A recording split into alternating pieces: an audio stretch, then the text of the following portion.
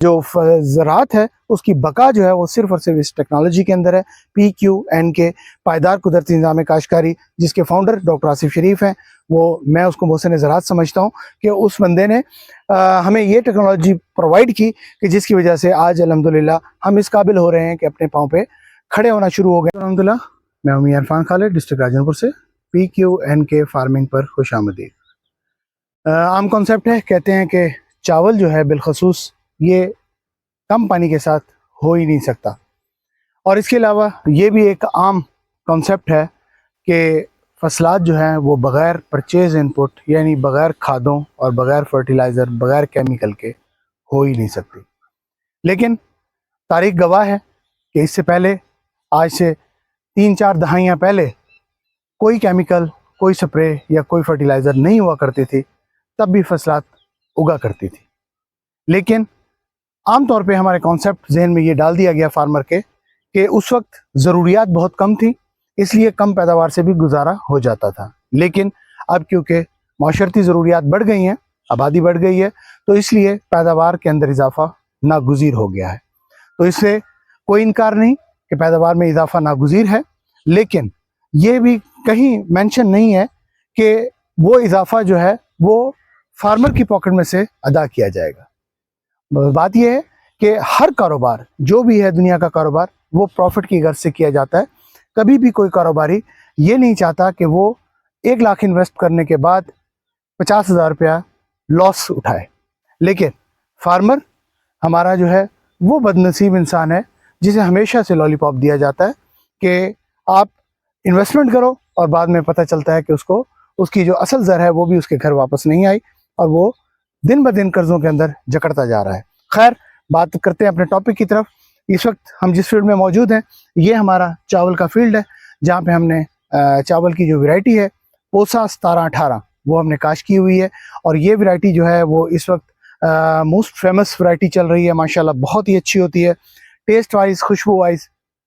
लेकिन इसके अंदर ख़ास बात यह है कि इस फॉर्म के अंदर कि ये जो आपको फसल नज़र आ रही है मेरी, तो ये इस वक्त बगैर परचेज इनपुट के तैयार हुई है। तो और इसके अलावा ये PQNK यानी पायदार कुदरती निज़ाम काश्तकारी के तहत रेस बेड के ऊपर लगी हुई है। तो शुरू से मैं मुख्तसर इसका तारुफ करवाता चलता हूँ, और वो व्यूवर्स जो पहली दफ़ा इस वीडियो को देख रहे हैं या हमारे वो व्यूवर्स जो हमारे चैनल पे अभी नए आए हैं, तो मैं उनके लिए थोड़ा सा रहनुमाई करता चलूँ कि ये वो फील्ड है जिसको हमने इसके ऊपर गंदम काश्त थी ट्रेडिशनल तरीके से, और उसके बाद इसको कन्वर्ट किया गया PQNK यानी पायदार कुदरती निज़ाम काश्तकारी के तहत। PQNK है क्या? लिंक डिस्क्रिप्शन में मौजूद होंगे, वहाँ से आप देख सकते हैं कि PQNK ये टेक्नोलॉजी क्या है जिसके तहत हम बगैर किसी परचेज इनपुट के, बगैर किसी अखराजात के किसी भी फसल को ग्रो कर सकते हैं। तो खैर, बात हो रही थी इस फसल की, तो इसके अंदर जो है ना, सबसे पहले लैंड लेवल किया गया, लेज़र लेवल, और उसके बाद इसका हार्ड पैन ब्रेक किया गया, यानी कि चीज़ल प्लो की मदद से इसके नीचे जो एक सख्त तय आ जाती है ज़मीन की, जो पानी को नीचे लीच डाउन नहीं होने देती, जो पौधे की जड़ों को नीचे नहीं जाने देती, उसको हार्ड पैन कहते हैं। उसको हम ब्रेक करते हैं। ब्रेक करने के बाद ज़मीन को नॉर्मल कल्टीवेट करते हैं। कल्टीवेट करने के बाद इसके रेस बेड निकाल देते हैं। रेस बेड मेरे पीछे आप देख रहे हैं, ये 42 इंच का बेड है और दोनों तरफ से इसके वाटर चैनल है। वाटर चैनल की जो चौड़ाई होती है वो तकरीबन 18 इंच होती है ऊपर से, और नीचे से वो जाके 9 इंच हो जाता है। जो बेड होता है ऊपर वो हमारा 42 इंच का होता है, और 42 इंच के बेड के ऊपर हम चावल की जो है वो 5 लाइनें लगाते हैं, जिसके अंदर हम लाइन टू लाइन डिस्टेंस जो है वो तकरीबन 8 इंच मेंटेन करते हैं, और प्लांट टू प्लांट जो डिस्टेंस होता है वो भी 8 इंच होता है।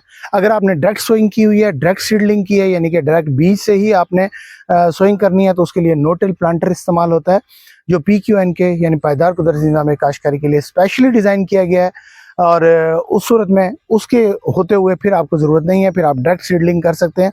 और वो स्टैंडर्ड फासले के ऊपर जो मैंने फैसला बताया है आपको, लाइन टू लाइन 8 इंच और प्लांट टू प्लांट 8 इंच, वो आपकी सोइंग कर देगा। ड्राई सोइंग उसको कहते हैं, और उसके बाद आप इसको पानी लगाएंगे और ये जर्मिनेट कर जाएगा। लेकिन हमने क्योंकि इसके ऊपर फर्स्ट टाइम आ रहे थे, पिकनिक के ऊपर इस प्लाट को लेके आ रहे थे, और उस वक्त मौसम भी बड़ा शदीद था, और इसके अलावा हमारे पास प्लांटर भी मौजूद नहीं था, तो इसलिए हमने इसके ऊपर जो तरीकाकार इस्तेमाल किया वो ये किया कि हमने इसके ऊपर रेस बेड निकाले, और उससे पहले जो है ना हमने इसकी पनीरी जो है वो तैयार कर दी थी। पनीरी जो है वो तैयार करने के बाद हमने तकरीबन को 30 डेज़ की पनीरी थी, इसके ऊपर शिफ्टिंग स्टार्ट की।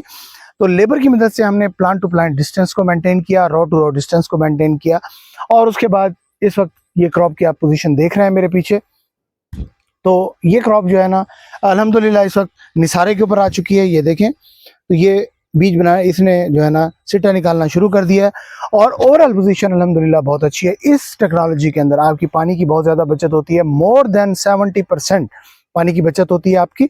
और इसके अलावा जो है जो फर्टिलाइज़र है उसकी तो बचत 100% आपकी हो जाती है, तो इसको फर्टिलाइज़र की ज़रूरत नहीं पड़ती। हाँ, अलबत्ता इसको वीड्स का प्रॉब्लम आता है, डेफिनेट बात है, हमें भी आया बहुत ज़्यादा प्रॉब्लम वीड्स का।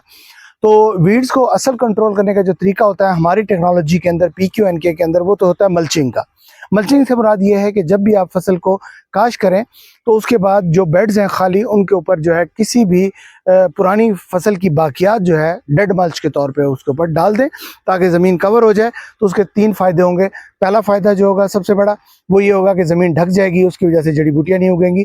दूसरा फ़ायदा ये होगा कि पानी को रिटेन रखेगी ज़मीन, ज़्यादा से ज़्यादा पानी जो है ना वो धूप की वजह से वेपोरेट नहीं होगा। और तीसरा सबसे बड़ा फ़ायदा ये है कि उस मल्च के नीचे जो है वो बायोटा डेवलप होगा, यानी कि ऐसा बैक्टीरिया डेवलप होगा जो इसको खुराक मुहैया करेगा, जो अल्लाह ताला ने ज़मीन के अंदर टनों के हिसाब से रखी हुई है लेकिन अनअवेलेबल फॉर्म में है, तो वो बायोटा उसको अवेलेबल फॉर्म करके हमारे पौधे को बाहम पहुँचा देता है।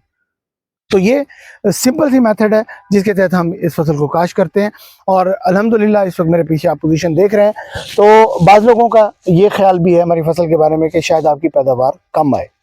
तो नो डाउट हम इसके बारे में किसी किस्म की खुशफहमी का शिकार नहीं है, क्योंकि हम फर्स्ट टाइम इसके ऊपर यानी कि चावल का एक्सपेरिमेंट कर रहे हैं। दीगर फसलात तो हम काश कर चुके हैं। तो गंदम के ऊपर जब हमने शुरुआत की थी उस वक्त भी यही लोगों की ओपिनियंस थी कि गंदम जो है वो इस टेक्नोलॉजी पर हो ही नहीं सकती, लेकिन अल्हम्दुलिल्लाह गंदम ना सिर्फ हुई बल्कि बहुत अच्छी हुई, बहुत ही अच्छी हुई। पहले साल जब हम गंदम को इस टेक्नोलॉजी के ऊपर लेकर आए तो उस वक्त हमने 28 मन की पैदावार ली। दूसरे साल ये पैदावार 38 पे गई और तीसरे साल ये पैदावार जो है ना 52 मन पर एकड़ के ऊपर गई। तो अल्हम्दुलिल्लाह बगैर किसी परचेज इनपुट के। इसी तरह ये हमारा पहला साल है चावल का PQNK के ऊपर। हम कोई खुशफहमी का शिकार नहीं है कि हम यहाँ से 70 मन या 50 मन या 60 मन उठा लेंगे, लेकिन हमें ये कन्फर्म है कि हमारा पड़ोसी अगर परचेज इनपुट डाल के 50 मन उठाता है और उसके मुकाबले में हम वहीं से हाफ एंड हाफ यानी कि 25 मन उठाते हैं, तो प्रॉफिट के अंदर हम ही रहेंगे, वो नहीं रहेगा। उसकी वजह यह है कि परचेज इनपुट की कीमतें आप लोगों के सामने हैं। DAP कहाँ पहुंची हुई है, नाइट्रोफॉस कहाँ पहुंची हुई है, बाकी दीगर फसलात के ऊपर आने वाली जो भी कॉस्ट है फर्टिलाइज़र की, वो कहाँ से कहाँ पहुंच गई है। तो कोई भी एक फार्मर पैदावार तो उसकी जो भी है, लेकिन पैदावार से पहले वो पर एकड़ 50-60 हज़ार या इससे भी ज़्यादा जो है वो खर्च कर चुका होता है फर्टिलाइज़र और फोलियर की मद के अंदर। तो पैदावार जो भी है, लेकिन ये है कि हम उस 60,000 70,000 को पहले ही बचा चुके हैं और उसके बाद की अगली पैदावार जो भी आती है वो इंशाल्लाह नसीब है। तो देखते हैं क्या पैदावार आती है, इसके बारे में भी आपको ज़रूर अपडेट करेंगे। किसी किस्म का कोई क्वेश्चन हो इस फसल के बारे में, तो जो डे फर्स्ट से देख रहे हैं हमारी ये फसल को, वो जानते होंगे कि हमने कैसे ज़ीरो से शुरुआत की और कैसे आज हम इस स्टेज पर पहुँचे हुए हैं। तो इसके अलावा किसी किस्म का आपका क्वेश्चन हो तो ज़रूर कीजिएगा। और मेरी तमाम फार्मर से गुजारिश है वो ये है कि तमाम फार्मर से मेरी ये गुजारिश है कि वो इस टेक्नोलॉजी को समझें अच्छे तरीके से और उसके बाद कम से कम जितना वो कर सकते हैं उससे एक्सपेरिमेंट का आगाज़ करें। वो 1 कनाल कर सकते हैं, 2 कनाल कर सकते हैं, 10 कनाल कर सकते हैं। 1 एकड़ से ऊपर का मैं कभी मशवरा नहीं देता नए फार्मर को कि कम से कम 1 एकड़ के ऊपर आप एक्सपेरिमेंट करें, मुख्तलिफ फसलात के ऊपर तजर्बात करें। जो फसल आपको आपके क्लाइमेट कंडीशन के अंदर, आपके इलाके के अंदर आपको सूट कर जाए और आपको लगे कि ये मेरी अच्छी पैदावार बेड्स के ऊपर दे सकती है, तो वेल एंड गुड, उसको उससे आगाज़ करें, अपने इलाके में एक शमअ जो रोशन करें। तो इस वक्त अल्हम्दुलिल्लाह हमने अपने इलाके के अंदर शुरुआत की, देखा देखी बहुत सारे लोग जो है ना इसकी तरफ राग़िब हो रहे हैं, लेकिन सबसे बड़ी हर्डल जो उनको आ रही है, प्रॉब्लम आ रही है, वो मशीनरी की है, क्योंकि मशीनरी इसके लिए अवेलेबल नहीं है। लेकिन छोटे पैमाने के ऊपर मशीनरी का होना कोई इतना ज़्यादा मैटर नहीं करता। छोटे पैमाने के ऊपर 1-2 एकड़ का फार्मर जो है वो मैनुअल काम कर सकता है, या फिर लेबर की मदद से, या फिर छोटी मशीनरी मौजूद हैं, चाइना के प्लांटर्स मौजूद हैं, हैंड सील्डर मौजूद हैं, जिसकी मदद से आसानी के साथ किसी भी फसल को ग्रो किया जा सकता है। किसी किस्म का कोई क्वेश्चन हो तो ज़रूर कमेंट्स के अंदर पूछिएगा। किसी किस्म की कोई रहनुमाई हो तो हम आपकी रहनुमाई का एहतराम करेंगे। बहुत शुक्रिया। मियां इरफान, डिस्ट्रिक्ट राजन।